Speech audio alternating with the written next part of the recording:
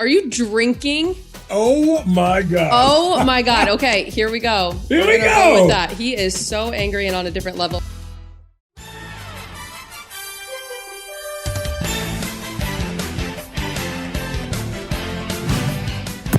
Welcome into this edition of Road Trippin with RJ and Channing. I'm your host, Allie, Clifton. We are fueled by the Blue Wire Production Podcast Network. We have a very special guest. Clearly, you see that Richard is in rare form. It is not even noon yet on the West Coast, and he's already had to take the bottle to his head. That's fine. Our guest today is brought to us through a connection of this thing called TikTok. You all know Richard is obsessed with TikTok, loves TikTok, and has come across this wonderful human being. He's known as Jermaine the OG, but I'm going to let Richard explain how he now ends up on Road Trippin. First of all, Jermaine, hello and welcome. Hello, thanks for having me. There's a lot of stupid people. Can you guys hear me? Yes. This is now too loud. But don't. There's a lot of stupid. I know. There's a lot of stupid people online. I don't pay attention to a lot of people, but every once in a while you'll come across somebody that you're like, okay, they don't say completely stupid shit. And then you listen a little bit more and you're like, okay, that actually makes sense. And then you listen a little bit more and you're like, okay, like I actually fuck with this individual. So then I jumped into his live randomly and we just had a great conversation. And there are very few people that you run across. Honestly, there's only one person on this podcast that I actually respect their opinion, and that's Allie. So it is very, very hard to find people that you respect their opinion. And so that's how we got to OG. And so OG, I don't know if you're familiar or if you've ever heard of road tripping. I'm just kidding. You're a basketball guy. You've definitely heard of road tripping. So welcome.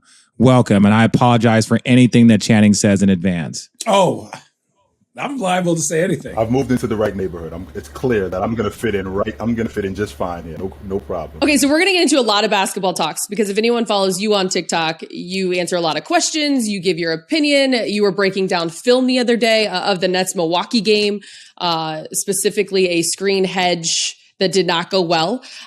With that said, I know it made you very upset. I know, screening Channing. and hedging in 2022 against the Milwaukee Bucks. Yeah, The exactly. Nets did that? So, yeah. I didn't Well, see it. no, the Bucks did that against the Nets. With that said, though, before we do, just to give our listeners a little bit more clarity of who Jermaine is, where you come from, etc., tell us a little bit about yourself so we can get to know you a little bit. And how you started on TikTok. I was born in Jersey City, New Jersey. I grew up there. I went to high school in Jersey City. I went to the famous St. Anthony High School. Graduated from there. Played 2 years there. From there, I went on to play 2 more years of junior college basketball. I went to Champlain College in Burlington, Vermont. We had a top 10 team in the country, and I was a starter on that team. From there, I went on to play 2 years at Utah State. From there, I graduated, got my degree, and I taught history for 1.5 years in high school. I found out that I wasn't a school teacher. It didn't take long for me to find that out, but I found out that I wasn't a school teacher, and I moved on. I ended up working as a corrections officer in the penitentiary. I did that for 2.5 years. I worked in both the adult and the... That's the same as being a school teacher. Which one was harder? That sounds like a safer fucking I job. was just getting ready to say, it wasn't as difficult as being a school teacher, to be quite honest with you, because most of the people there, they just want to do their time and go. It's not extracurricular nonsense, no. So I did that for 2.5 years. And from there, I worked for JetBlue Airways. I did that for 10 years. I was a ticket agent. So Channing, when you come up to the ticket counter, that's me making sure that you don't get a middle seat. You get a seat in the aisle. But if you give me any nonsense, I promise you will be sitting in the back in the middle seat. I promise you that. And you get no information on whether your flight is late or if it's canceled. I'm giving you none of that. And we might lose your bag. That's all I'm going to say about it. We might lose your bag. That's all I'm going to say about that. So Oh my God. From there, I ended up getting my CDL, and I drove a chartered bus for 2.5 years. I did that. So the next thing that I know, my buddy, my good friend, my best friend, tells me about TikTok. He goes, my kids love this and you need to bother with it. I'm not a social media guy. I never really was, because I always thought that it was a lot of nonsense. But I ended up getting on there one day and I liked it. And there was a guy who was talking about Michael Jordan in the 1985-86 season. Everybody talks about he doesn't have any help. He didn't have any help with the Bulls, and he had help with Orlando Warriors. And I'm thinking to myself, wait a minute. I was around during that time, and no, he did not. That team was absolute trash, and I ended up answering that. So next thing I know, I'm getting questions about, well, what happened with this with the Bulls, or what happened with this with the Lakers, and then it just kind of turned into somewhat of a phenomenon. And yeah, well, and what's crazy is that actually makes sense. I knew nothing about your backstory. The fact that you played at St. Anthony's, like one of the most like prestigious high schools in this actual country, right? Like, correct? Yeah. Number 2 in the country. Yeah, like the fact that you played at St. Anthony's. Like, I didn't know you were from Jersey or you had a connection there. Like, for people that don't know, like that's, Bobby Hurley Sr., Bobby Hurley Jr., like St. Anthony's. I think he just retired a few years ago. I believe Woj wrote a book on him. It's really it's like DeMatha. It's St. Anthony's out on the West Coast. It's modern day. There's only, Harvard Westlake is one of those schools. No, Arizona has none of those on that list, but yeah, again, that so much of it, you just telling a little bit about your backstory, where you came up, where you played, and then you studied history because you know the fuck out of basketball. He's one of the few people that I've ever actually talked to or listened to and learned shit from. So I think all of our listeners are in for a good treat. And go follow him on TikTok, and Allie on TikTok, and me on TikTok. And Channing at some point in time is going to stop being a fucking clown and join. Never. Okay. Ooh, never. Tough guy over here. He is real quick. We'll drop this a couple times. CHLTWN32 on TikTok. We'll drop it a couple times. That is who Jermaine, the OG is. That sounds like the password they give you when you can't decide your own. Okay. Little did you guys probably know this though, but one of your first conversations or invites onto TikTok was about Michael Jordan. Channing has his own story about Michael Jordan. I wonder if you guys would agree. What? Oh, where I was trolling the whole world? Well, here's the backstory, and I've told this story 1,000 times. I hate that people acknowledge Michael Jordan, but don't acknowledge Kareem or Wilt or any of the other greats, and that they're just like, it's Michael Jordan or it's LeBron. It's not that. Like, if we were going to say the greatest basketball player from high school, college, pros on, is Kareem Abdul-Jabbar. And it's not even close. But the conversation between Jordan and LeBron, when people make these like barbershop arguments, they go, well, LeBron lost 6 times in the finals. I was like, well, Jordan shot every time. Like, all he did was shoot, right? That reference turned into a big thing. Now, if anybody ever listened to anything I ever say, I think in my world, Jordan is 1A and LeBron is 1B. It just depends on where you grew up, how you grew up, the evolution of the game, the evolution of basketball. But for me, I don't like barbershop arguments. Like, at least have informational stats and give credit to everyone you're supposed to give credit to. If Tim Duncan's not in your top 5 players of all time, you're not watching basketball. And that's a fact. That's a fact. Do you have Tim Duncan ahead. in your top 5? I do not, but you can make an argument. How is the greatest power forward of all time? Richard. Oh, okay. Well, have him break down his list. See, you're talking. See, this is the thing. You get sensitive really quickly. This is why you don't like. You just like, really. All I'm saying, I'm sensitive around you. Well, okay. Allow. So the logic is simple. I have James, Jordan, Jabbar, Chamberlain, Russell, Magic, Bird, Duncan, Olajuwon, Diesel. Now, the reason why I have those 5, right? Every major record in NBA history to this day, Wilt hasn't played in the NBA in almost 50 years. Has Wilt's name attached to it or had his name attached to it at some point? You cannot tell the story about the NBA without Chamberlain. Everything. We're talking about going as far back as his team is the only team in the 60s, if you can imagine, in an entire decade. His team is the only team to beat the Celtics. No other team in the 60s beat his team. So we're talking about records. We talk about a team that had the most wins in a single season. That would be Chamberlain's team. The Lakers won 33 straight games. Chamberlain is attached to that. Who averaged the most points in NBA history? That's Jordan. He broke Chamberlain's record. Who pulled down the most rebounds in a game in NBA history? Chamberlain did that. He happened to do that against the arguably best defensive player in the history of the game in Bill Russell, who held the record previous to him. I mean, I can go on and on about Chamberlain. So Chamberlain is number 4 for me. And then number 5 is Russell. And the reason why Russell is number 5 for me is because what is the gold standard for greatness in the NBA? Championships. championships. It's winning. So, and if that's the case, Russell should be at the top of the list. Well, he never averaged 20 a game. In fact, he did. He averaged 20 twice, and he did it in the playoffs. He went 20 and 20. In fact, he didn't average 20. He went 20 and 20 twice. Not to mention, how are we talking about a guy today who goes 30 and 40 in Game 7 of the NBA Finals? How are we talking about that guy today? Which is a record that still stands to this day. We haven't seen anybody close to that since he did that. How do you get 40 rebounds, bro, in a game? That's not even real. And not just one game, RJ. We're talking about in Game 7. This is for all the marbles, right? The season is over after this game right here. It's not like we move on to the next round. Season is over. So, well, and really quickly, how many times did Bill Russell beat the Lakers in Game 7? More times than we can count. Absolutely. More times than we can count. Absolutely. So, those are my top 5, and I can appreciate Duncan being in the top 5, but I have him right outside the top 5 when I think about Magic being revolutionary at his position and being that guy, just like Duncan, from day one. We're talking about Magic, who was first team All-NBA 9 times in 10 years. And we got robbed, by the way. We got robbed of those 4 years when he came back. Magic, for me, retired in 91. He didn't retire in 95, 96. We got jerked those 4 seasons where we didn't have him. We got robbed those 4 seasons. When I talk about Bird, we still haven't seen a guy to this day who's been a league MVP. In fact, he set the record. 3 straight league MVPs. We haven't seen that since we've seen guys do it 4 times in 5 years, 3 times in 5 years. Bron did it in 3 and 4, right? Actually, he did it 4 and 5. He did it 4 and 4 and 4 and 5. He's still grumpy about Derrick Rose. Yeah. He did it 4 and 5. Not at Derek,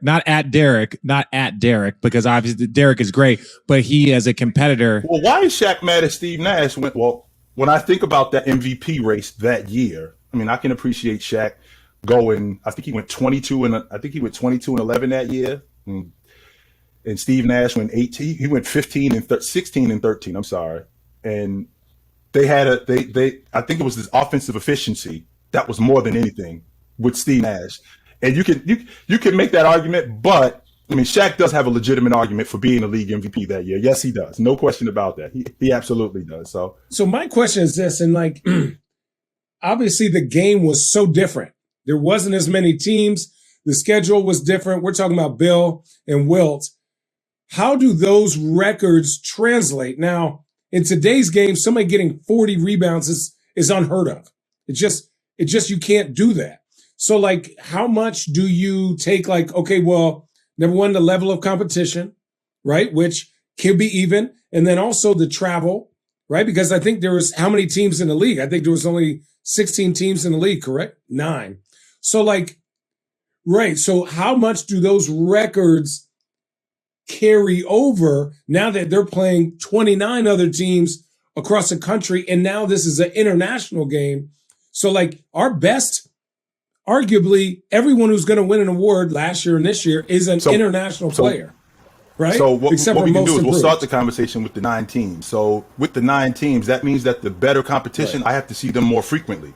So if you can imagine having to see Olajuwon, if I play the 5, I only have to see Olajuwon if I play in the Eastern Conference twice in a year. Well, imagine it's October and I got to see Olajuwon 12 times before Christmas. I mean, I think that makes things a little bit that makes things a little bit different, right? So we could start the conversation there, and then we'll move forward where we're talking about Chamberlain in the 62 season when he averaged 50 and 26. Well, those numbers were adjusted due to pace, right? Due to pace and possession. Those numbers were adjusted. He would average today at that pace, he would average 29, 13, and 4. So if you can let me know real quick, Shannon, what's 29, 13, and 4 today? Who was that? MVP? I think that's Embiid. I think that's Giannis. And how are we talking about Giannis and Joel Embiid as of right now? I mean, they're automatic Hall of Famers. Well, and really quickly to this is what I've always tried to tell people, because the game has grown, because the people that have helped grow the game, like Michael Jordan and the Dream Team, and I stand by this. Bill Russell's 11 is equivalent to. Does Kareem have 6 championships? Yes, he does. I think Bill Russell's 11 is equivalent to Kareem's 11. I think Bill Russell's 11 is I don't think he meant equivalent to do that. to Yeah, he's good. Kareem 6 is I don't think equivalent he meant to do to it. Michael Okay, keep going, Jordan Rich. 6 is equivalent to Kobe's 5 is equivalent to Bron, because the game keeps growing, so it becomes exponentially harder to dominate your era. So like it gets harder and harder to do that, because like instead of having 200 million people that play basketball, you have 800 million people that play basketball. So the game just continues to grow. So it becomes harder to dominate when you have a larger pool size. I also feel like, oh, go ahead. Literally just listening to you guys for 5 straight minutes there is exactly why you should not debate the greatness. You should just appreciate the greatness. But it's a part of society today. Everyone has to debate. Everyone has to be right. But at the end of the day, what are you debating? Nothing can be compared. Well, I think it's hard to decade to decade dominate the game now because there's no real position, right? Like what position does Giannis play? What position does Jokic play? Power No, forward. he doesn't. Yes, he is the four-man. I mean, he's the 4-man, He's a power but he forward. operates the offense like Draymond Green. But you would say he's the 4-man based on height. But is Jokic the center, or is he their point guard? I mean, he leads their team in assists. So that's what I'm saying. Like the players now have to dominate the game. Like Embiid, Jokic, and Giannis right now dominate the whole game, which was harder to do back then. Like for instance, Shaq dominated the block where you had to double team him and he had shooters. Where do you dominate Joel Embiid from? I watched a lot of Philly, and like, how do you dominate Jokic, who's I think 3rd or 4th in assists in the game, and he's 7'1" and is proficient scoring. So like, that's where I think the game has evolved to, where these players are super special. And it's going to be hard to dominate the whole game of basketball for 2, 3, 4, 5 years, because now you're looking at Ja Morant, who's slender, and you'd be like, well, maybe somebody can post him up. But then he's playing with guys where he has the whole floor to himself. Jaren Jackson Jr. is shooting more threes, right? Then you have Desmond Bane. Then you have Dylan Brooks. And now the game has evolved. And look at the Warriors, right? Like Draymond Green's 6'5" and can dominate the game defensively because you can't post him up. And so I think the game has evolved in a good sense. But yeah, I do get your point of like, you know, for Bill and Wilt to like have to play, like imagine Jokic had to play Embiid 9 times a year. What kind of stats are you getting, right? It's just.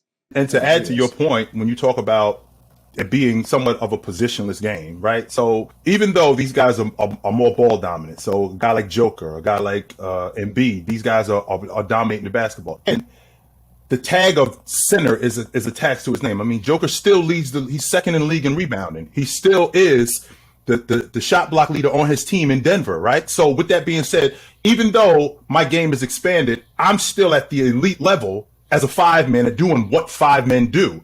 I'm still at the same thing with Giannis. I'm still at the elite level at the 4 spot at what 4 men do. Giannis is 4th or 5th in the league in rebounding. Giannis is in the top 10 in the league in blocks. He's still very much a dirty work guy, and he still does that, which is what the 4-man does, only except he's just enhanced his game. So I do think that the game has become a little more positionless, but these guys at the elite level, they still do what their position requires.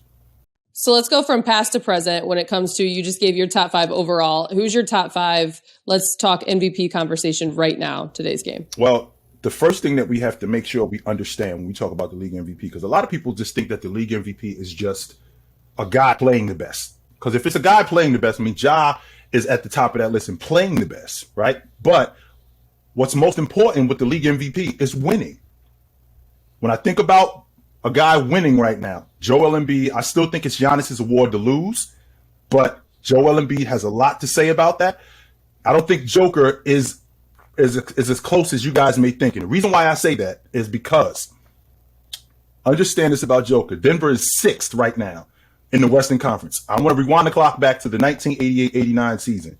Michael Jordan, I think he had a better year that year than the year he won the league MVP, which is the 87-88 season. I thought he had a better season. He went 32-8-8. In the process of him going 32-8-8, he never averaged that many points, rebounds, and assists again. Had 15 triple-doubles, and he took the Bulls the furthest they'd ever been. Well, they finished 6th that year in the East. He didn't sniff the league MVP. Magic won it going away. So when I look at what Joker is doing, as great as he is right now, the fact that they aren't winning, the fact that they have not won, the fact that they aren't winning. Well, wait a second, really, but No, but again, and this was my argument too when I was trying to explain it to people. I'm like, look, if you don't understand NBA history, then you can't sit in this conversation and have it. You can't keep giving the MVP, and this is not a knock on Jokic, to any player that continues to finish sixth. And because his statistics are better, and you're like, he doesn't have any help, and look, they're sixth. He's the most valuable player. I'm like, if we're just going off statistics, you typically let's go look at the histories of the MVPs in the last 10 years. Steph Curry, best record MVP. Giannis, best record MVP. Steph Curry, best record MVP. Giannis, best record MVP. Derrick Rose, best record MVP. LeBron James, multiple times best record MVPs. And so now we're looking at statistics and saying that that's it. Part of the reason is because you look at Phoenix, no one sees them as an MVP. They see them as a great team. Then you go and look at Miami currently. They don't have an MVP because they are the best. But then when you get to Joel Embiid and Jokic, their records are actually similar. So if your records are similar, mind you, the Eastern Conference is a better conference this year. So if you're trying to do it via scale, that's one thing. So that is what makes it a little bit more difficult to process, because they have a similar record. Embiid has a better team. Jokic has better numbers. So that's where it gets it. And I'm just trying to tell people that keep arguing about Jokic. I'm like, dude, no one's questioning Jokic's greatness. But don't forget, last year he was fourth in the conversation for MVP before everyone went down. LeBron James, number one. Embiid. Then you had Joel Embiid was up there because his team finished number one, but he missed a ton of time at the end. Right. So then all of a sudden it becomes like he gets it because he played in all 82 games. He helped carry them with Jamal Murray out. And now you're like, no Jamal Murray and no Michael Porter Jr. Look at his stats. His stats are historic. But we're talking about the most valuable player is not the best player statistically. And it's not. And that's one of the reasons why Rachel Nichols used to always argue and say that, look, we need an offensive player of the year and we need an MVP, because they are two statistically different things. And this is a year where those type of things get highlighted even more, because statistically, Jokic is having a fucking absurd season. But is he the MVP? No one even has him going to a conference finals. And I don't think that they can make it that far. This episode of Road Trippin is sponsored by our friends at BetterHelp Online Therapy. Relationships take work, especially the most important one you can have in your life, your relationship with yourself. A lot of us will drop anything to go help someone we care about. We'll go out of our way to treat other people well, but how often do we give ourselves the same treatment? This month, BetterHelp Online Therapy wants to remind you that you matter just as much as everyone else does. And therapy is a great way to make sure you show up for yourself. BetterHelp is online therapy that offers video, phone, and even live chat sessions with your therapist, so you don't have to see anyone on camera if you don't want to. It's much more affordable than in-person therapy, and you can be matched with a therapist in under 48 hours. Give it a try and see why over 2 million people have used BetterHelp Online Therapy. Get started today, support the Road Trippin crew, and enjoy 10% off your first month of services by visiting betterhelp.com/roadtrippin. That's BetterHelp.com/roadtrippin. Our next partner has a product I'm personally using every day. I started taking Athletic Greens because I wanted more energy, a better immune system, and got tired of taking pills and vitamins. I wanted to see what all the hype was about, and now it's obvious. Every scoop of Athletic Greens tastes great and helps me feeling my best in the morning. I have the peace of mind knowing that I'm beginning every day with 75 high-quality vitamins, minerals, whole food-sourced superfoods, and even probiotics. Right now, it's time to reclaim your health and arm your immune system with convenient daily nutrition, especially heading into the flu and cold season. It's just one scoop in a cup of water every day. That's it. No need for a million different pills and supplements to look out for your health. To make it easy, Athletic Greens is going to give you a free 1-year supply of immune-supporting vitamin D and 5 free travel packs with your first purchase. All you have to do is visit athleticgreens.com/roadtrippin. Take ownership over your health and pick up the ultimate daily nutritional insurance. Again, go to athleticgreens.com/roadtrippin and get started today. Where is Jason Tatum falling in this conversation, especially as of late? What? Low. No. Stop. Low. Just asking a question. I don't mean, let me preface really quick. Let me preface really quick. I'm not talking about this year conversation, but is he approaching the conversation? Is he proving that he can be a part of the conversation the next year? He's in line. He's in the regular line. He's not in the VIP line. Luka and Ja are in. Yeah, in the regular line. Luka and not yet. Not yet. No, he will get there. He will get there. There's no doubt. Jason Tatum has future MVPs in his career level. Wow. Shannon, what's your issue with that? We're talking about a guy who when Jaylen Brown is out the lineup, he's 30-8. When Jaylen Brown is out of the lineup, 30-8. Not only 30-8, and this is year 5 for him. They've been to the conference final. This is who this guy is. Now you're probably going to get some better seasons after that, but when you see what you see in year 5, this is what you should expect. So I'm looking at a guy in Jason Tatum who I'm looking at about maybe 25, 26 and about 7-8 rebounds. I think that in the next year, maybe 2 years, he's definitely going to be in that conversation of league MVP. He's my favorite player under 25. Of all the players that I have, he's my favorite player. I know how Ja is. I know how Zion, Trae Young. He's my favorite player under 25. No. I love him. Please do not put Zion with Trae Young, who's an all-star, who does well for his team, with Luka, with Ja. I think it's different. Well, wait a minute though, Shannon. We talking about a guy who, we are talking about a guy who last year made the All-Star team. He was 26-7 on 60%. So it's not like it's ridiculous before he got hurt this season to think that he was on his way to going that way. So that's not ridiculous. But like I said, Jason Tatum is my favorite player. Jamal McGlure made an All-Star game one time too. Yes, he did. No, don't do that. I'm not. But for the argument, listen, I think after the picture that came out of Zion, he looks good for Zion's body. He looks like he's in shape. Right? For me, he doesn't look like he looked at the beginning of the year. So hopefully he can get back to that. And he's on a better team now. I'm not big on applauding people for shit they were supposed to fucking do. Me neither. Motherfuckers, the number one. I'm not been like, like people are like, oh, Jokic came in such great shape. Yeah, like the fact that he came in out of shape multiple years is not like, oh, he's in such great shape. Motherfucker, does he got another job? It's not 1965. He's not working fucking construction part-time. Like, what the fuck? Taxi driver. No, it's like, yo, motherfuckers making, and I don't mean that in a disrespectful way. Like, Channing, you and I can both say that almost every NBA player has entered into a season when you're like, okay, I need to tweak how I work out, or I need to adjust my performance based off certain things. When I look at the young 25 guys, I think Jason Tatum is up there. Ja Morant is up there. He's definitely up there. Like these guys, but Jason Tatum, but again, Luka, everyone's like, is Luka in the MVP conversation? Like, no, motherfucker, the first 60 games count too. The first 40 games count as the MVP. It's just a truth. Okay. Time out then. I don't think if that's the case, Allie, if that's the case, then why at the end of last season were we all talking about Steph Curry being MVP? Because of the last 20 games, he went. Oh, okay, but you guys literally just said, what about the first 4 months of the season? But he didn't get it. He didn't get it. He didn't get it. Leave out the fact that Steph Curry did lead the league in scoring the entire season. That is important to mention. Now, it is. But remember, we said not all stats count the same. And where were they in the playoffs? So, right? And so that was what Steph is Steph. Steph is on a different. I was going to say, Steph is all the way out here. I was for the conversation. There are 4 players that I refuse to say anything bad about. Steph, Braun, he's one. KD, and Giannis. Obviously not Michael Jordan. Obviously not Michael Jordan. If I'm trolling, I got to get the Chicago people. I don't know if I answered your question, but in order, I think that it's Giannis' award to lose. I think Embiid. I think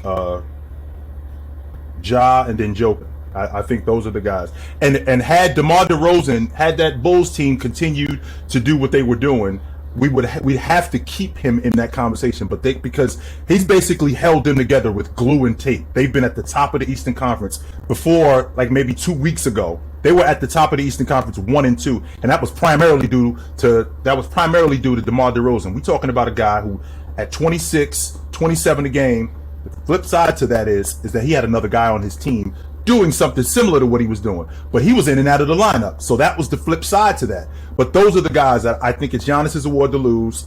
I think Embiid, I think Ja, and I think Joker. Can I say this about Chicago and why I don't have DeRozan as high up as you do?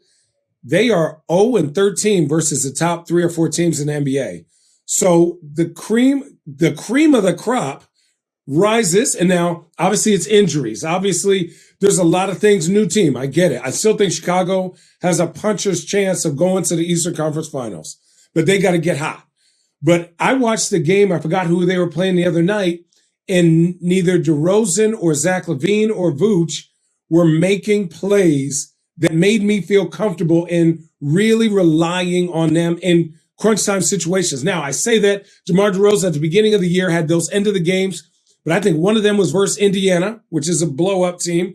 And I think the other one was like Sacramento at home, right? I think that's who it was. Maybe. So they were like, you have to win game winners versus teams that you should be beating the crap out of, right? That are now blown up. So I like Chicago. I like Chicago next year and the year after. But this year, I feel like why DeRozan is not top 5 for me is because he can't beat the best of the best. The only reason why he's also top 5 is because Chris Paul got hurt. Had Chris Paul not been hurt, Chris Paul is absolutely in that conversation as a top 5 league MVP candidate. I think Ja's out for the exact reason that Richard mentioned about, the first 60 games matter. You can't really sell me you're the league MVP when your team is 10 games over 500 when you're out the lineup. You can't really sell me that.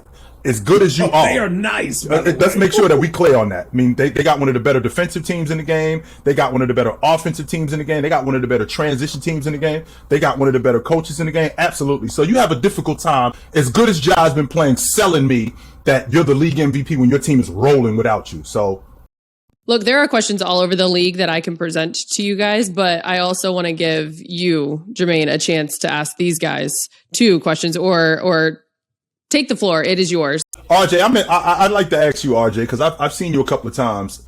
Who is the most disappointing team that you've seen this season? Well, look, we're not going to reference the Lakers. Like that's an obvious. Honestly, that's an obvious. They've been absolutely tragic. I think the most disappointing team, if I had to pick one, it's between the Knicks and it's between Atlanta. Those 2 teams, right? Like those 2 teams. I understand the importance of Derrick Rose, and that's been very, very difficult. But the fact that they have leaned so heavily on Derrick Rose gives you some insight, right? Like, come on, let's be respectful. Like D Rose is a great dude, but like if you're leaning that heavily on a veteran player, that shows some things. I think the Atlanta, they paid everyone. And guys just haven't performed at the level. And they played well in the second half of the season. So did the Knicks. They both played well in the second half of the season. So it was like you were kind of reserving judgment, like kind of hoping that they would pull what Boston did. Boston, like basically since January 1, like people were talking about trading, Jaylen Brown and all the stuff with the Celtics, but slowly but surely. And those guys had a brand new coach. So they actually Boston had an excuse to kind of start off slow, getting acclimated to the new roles and the new expectations for their coach and what their coaches want. Atlanta brings back the same coach. The Knicks bring back the coach of the year. All of these things happen. And then lo and behold, they have never made any sort of improvement or push. The Knicks went and got Evan Fournier, Kemba Walker. I'm not going to even reference that because Kemba Walker is respectfully like a little bit, his knee is messed up. But Atlanta re-signed a bunch of guys. So everybody was thinking and it's like, dude, all you got to do is be 6, 7, 4. You don't have to have a great season, but just a season in which you're maintaining a level of respectability and you're becoming a perennial playoff team with the idea if we add this piece, if we have a little bit more health, maybe we can make a legitimate run. But I think Atlanta has probably been the most disappointing team with the Knicks very, very close behind. How about you, Channing? I think it is Atlanta. It's not even close. And here's why I say that. So you would say Atlanta got hot at the right time and teams got injured. So Atlanta going to the Eastern Conference Finals was a fluke, and we see that now. But Atlanta, I think, was 4th last year. So you would say teams have gotten better, right? And I got my little standings here. So Brooklyn's been in turmoil. I thought Atlanta should be above Charlotte, which they're not. Toronto's had an up and down year, but they still battle. Cleveland took off. So you would like Rich was saying, guys. There's no reason. Boston is just now after the new year balling, and I'm going to talk about them in a second. Dude, Atlanta, you're telling me you can't be 5, 6, or 7 in the Eastern Conference? I had them at 6. Is ridiculous. Like what happened? After going to the conference finals. Did the bag weigh the boat down? That's what I think, right? It's like everyone wanted this money. Oh, we're this or that. And the bag weighed the boat down. They can't get off the duck, and no one have respect. Like Charlotte is iffy and up and down. They're amazing. I think they're like number 1 in offense and like number 30 in defense. So that's 50-50. And then Brooklyn has had more turmoil, right, than I think any other team except for the Lakers. And Toronto just plays good basketball every night. Defensively, they're ridiculous, and Van Vliet's having a career year. So, like, come on, Atlanta. You got Trae Young, Collins. You got all these great pieces, and you can't – how do you get worse defensively with Nate McMillan? Are you just tired of practicing? Like, I played with Nate, the general. He's no joke. Why do you think I had to get traded to Phoenix? I said, fuck that noise. I've always wanted to know this, RJ, because you made it. You were in a press conference in Game 5 of the NBA Finals, and you had said in 2017 that if they're going to win this series, they got to do it today because they do not want to see us back out here in Game 7. And that was not your opinion; that was a fact. They didn't. What was the energy like for you guys in 2016 after you guys won Game 5, and now we have a series and? It's now the series after you're not even coming back from 3-1. You just won Game 5, which they were supposed to win, and now we got a series and some momentum. What's the energy like there? Well, and look, I this is what I've always told people, and I've said it multiple times. Our energy was always like, if we can win Game 5, anything can happen. Channing will back me up, and then we got help. We got some. No. Because my thing was like, if we win Game 5.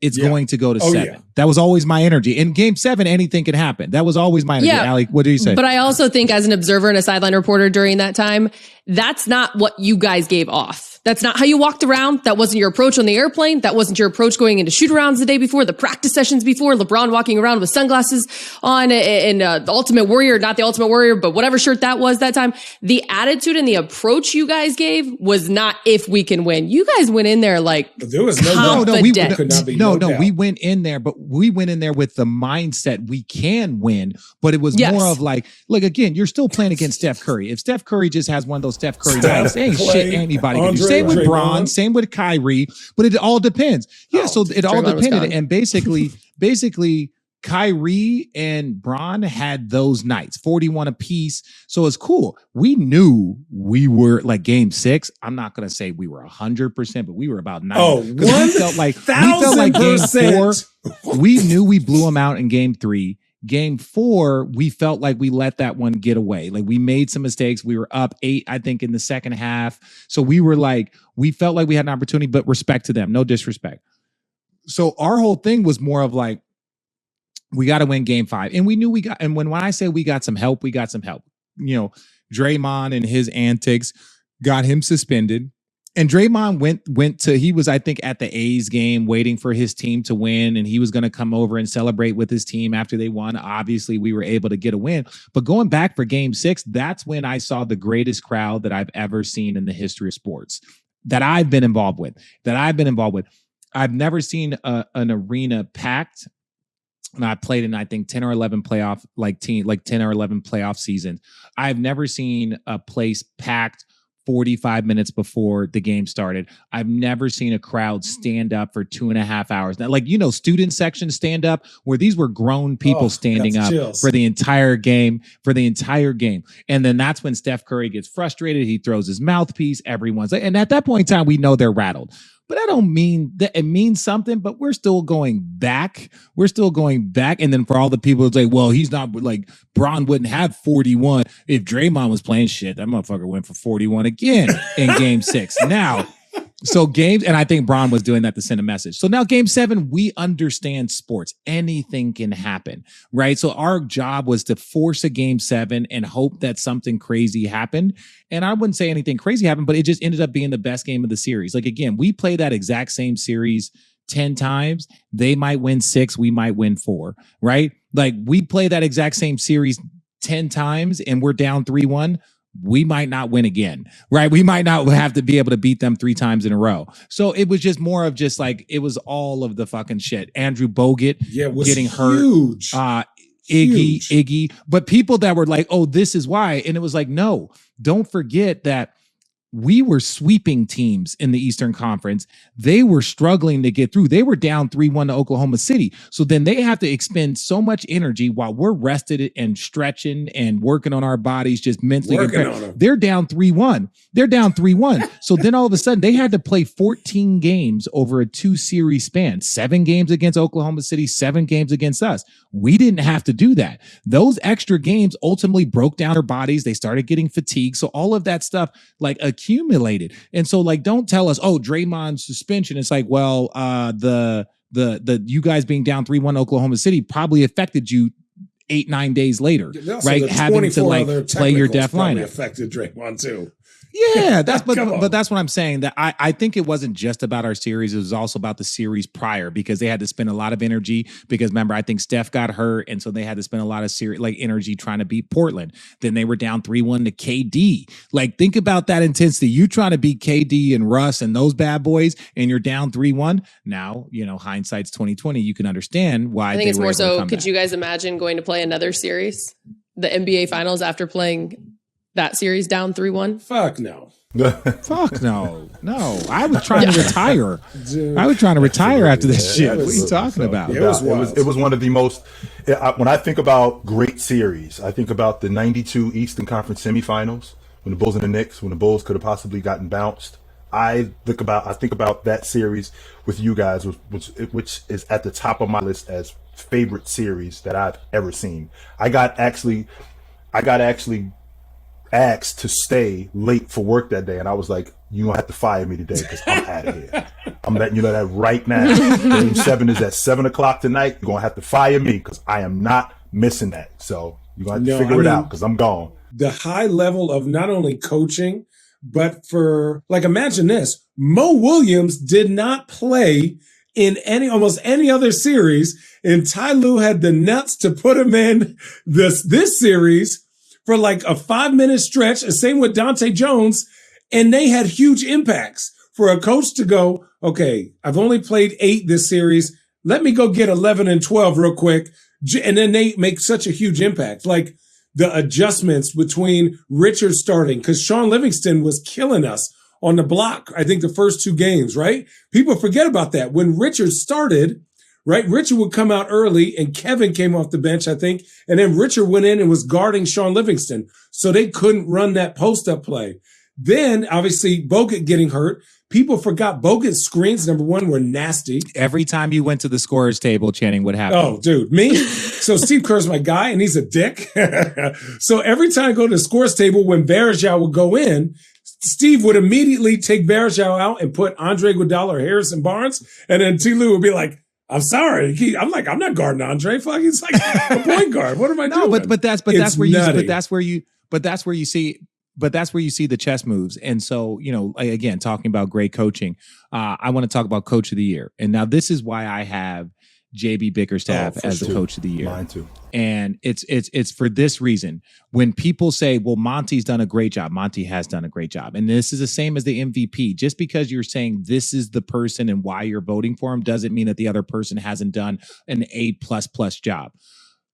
Monty, obviously, they bring back all their team. They bring back all their guys. JB Bickerstaff lose Colin Sexton to an ACL, right? Started the season.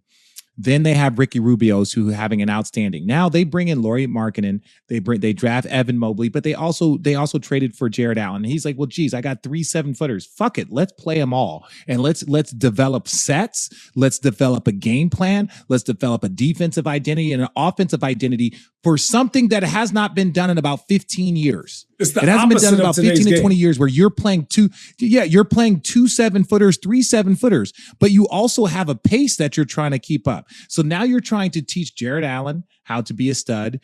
Darius Garland no longer has Ricky Rubio because Ricky Rubio tore his ACL. You convince Kevin Love, a potential Hall of Famer, potential, to come off the bench. And then you start Evan, but all Isaac of these Okoro's things are not traditional.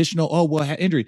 Isaac Okoro, all of these things went into that for JB Bickerstaff, and they have been a consistent team. This isn't they got hot second half of the season. They've been top 6 all season Can you long. give a sixth place team coach of the year? Dude, listen, yes. Yes. Look at the injuries he's had. And now Absolutely. Jared Allen's been hurt. Darius Garland missed time. Ricky Rubio, right? Laurie Marketed had that nasty ankle. Like, for me, it's about how quickly you can establish a winning culture for Darius Garland and Jared Allen to have potential. And then for them to reach that potential in a year and win consistently shows that the culture is coming not only from the upper management, but from the coach, and he's instilling confidence. If you look at some of the guys that come off the bench, no offense to anybody, some of those guys are shooting out of their range now. Like, they are being above and beyond themselves because they're embracing their role, right? If you look at Evan Mobley, he makes great mistakes. He makes I'm learning the game of basketball mistakes.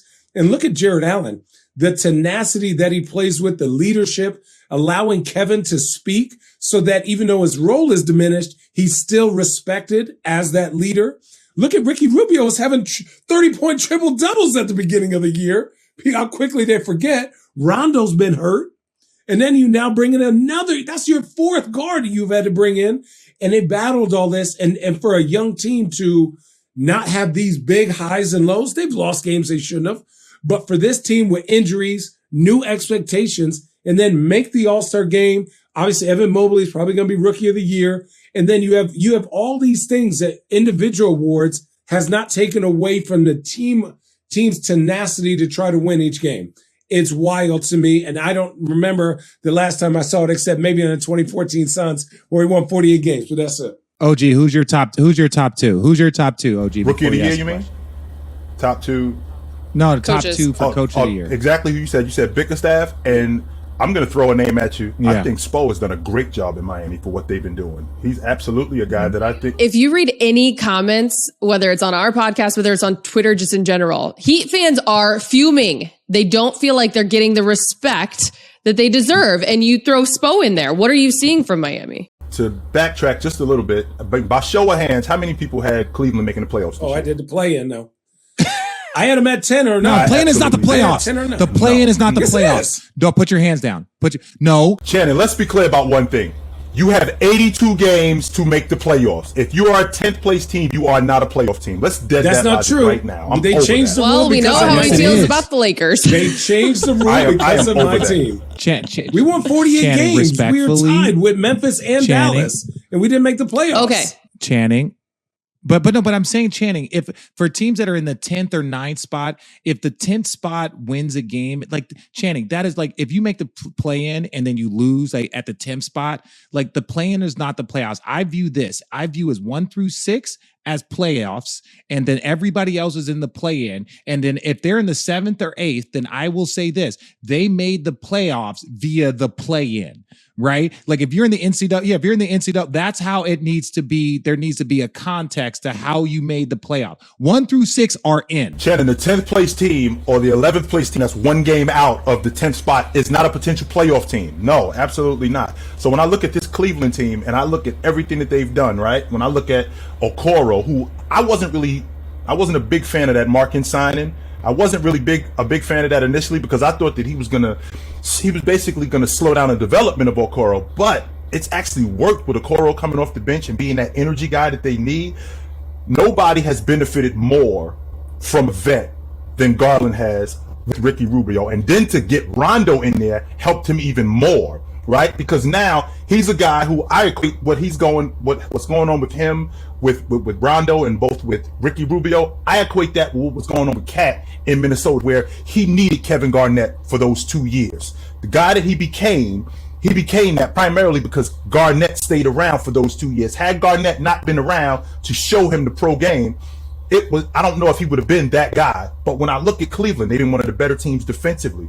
Evan Mobley, I think he's on pace to be, since Tim Duncan, the first rook to make the all-league defensive team. Since Tim Duncan, I think he's on pace to do that. I don't think that we've seen that since then. Now, when I look at, to Allie's point, when I look at this Miami Heat team, one thing that I think about more than anything with this Miami team, for lack of a better term, they lock ass.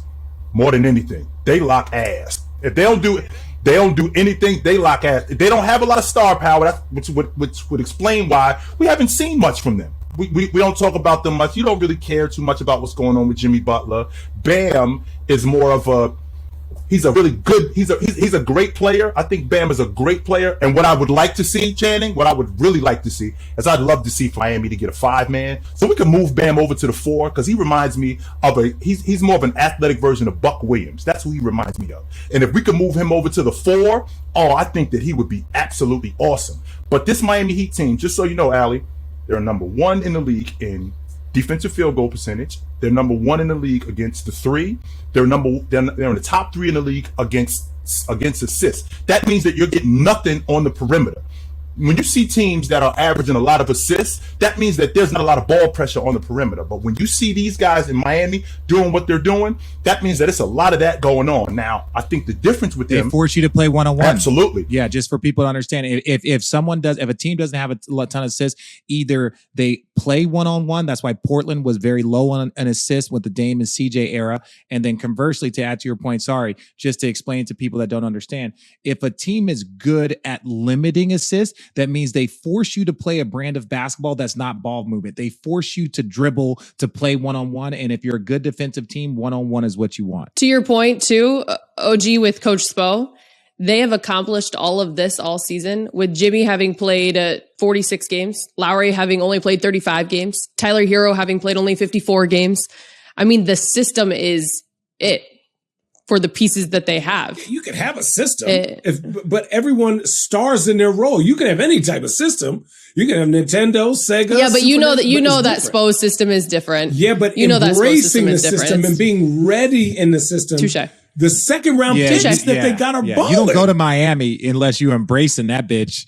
There is no, or you don't have a job elsewhere. Oh yeah. We are about to wrap this up. So your final thoughts. My final thoughts are more of like, look, Spo, the coach of the year is very similar to MVP this year. I think there's only one award that is already locked. You're fine. I think there's only one award that is already locked up, and that is Sixth Man of the Year. God. And that's by Tyler Hero. It's locked up. So there is no conversation about that. But by far, like, he should be a starter. Like, he's a guy that's probably like just a little bit away from potentially being considered an all-star. So like when you're that good and like the shots that he shoot.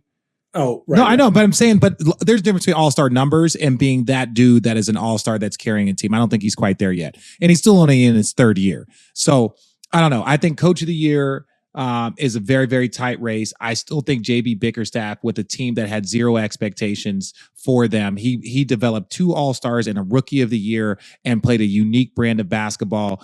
I think that's why he's number 1. But after that, I think MVP is up. But I think people are falling so much love with statistics this year. And Jokic is going to win it. In my opinion, I think Jokic is going to win it statistically. But not that I don't like it for him. I just think that like the goalposts keep changing based off criteria, because the last 6 MVPs have always been guys that are having great statistical seasons on a top 2 or number 1 team. And now that he's in 6th, having a better statistical year than he had the year before, like he's had more triple doubles, he's averaging more points, all of this stuff. And people are like, the MVP is not just about statistics. But then when you point to the second place guy, if you're saying Embiid's numbers aren't better and his record isn't that much better, but that just goes us back to the old eye test that we've been trying to use for the last 25 years. Here's the problem though, Richard. The problem is that when you look at the league MVP in the last, since the 75-76 season, right? We're talking over 47 years. Jabbar and Russell Westbrook are the only players who've been on a team that finished 4th or lower that won the league MVP. And they gave it to Russ in the 16-17 season on the premise that he averaged a triple-double. Oscar Robertson. He averaged a triple-double. Well, the problem that they ran into was Russ ended up averaging a triple-double 3 more times. So wait a minute. That means we got to give it to him 3 more times. Well, wait a minute. We can't do that. So now we got to get back to what this was originally about, which was the league MVP. It's about winning. So your 27-14-3 on a 7th place team is not more valuable than my 23-13-4 on a 1st place team. It doesn't work that way, because now what you're doing is you diluting what the league MVP is. Is it the most valuable player? Is it the best player? Is it the most valuable player on the best team? Which one is it? So now you've completely skewed the criteria. So I think that they stick with that. I think the problem is that no one knows what the criteria is anymore. With that said, it's individual. Each exactly. Yeah. We got to wrap this up. Unfortunately, I feel like we could go on and on with you. You're awesome. We will certainly have you back. Check him out, Jermaine the OG, CHLTWN32 on TikTok, Chilltown Hoops on YouTube. Anywhere else they can find you? Absolutely, on Chilltown on YouTube and TikTok. That's it. Yes, absolutely. That's where I am. And then you have your two podcasts. I do. Sports Behavior. Sports Behavior is on Twitch on Friday nights live, and also my podcast on YouTube. It's on Tuesday. It's on Wednesdays and Fridays with my man Tone. Jermaine the OG. That is him. Road Trippin fans, if you like what you hear, please rate, review, and subscribe. If you have a question for the show, call or text us anytime. 657-522-5578. That is 657-5-CALL-RT. Until next time, it's another edition of Road Trippin. Thanks so much.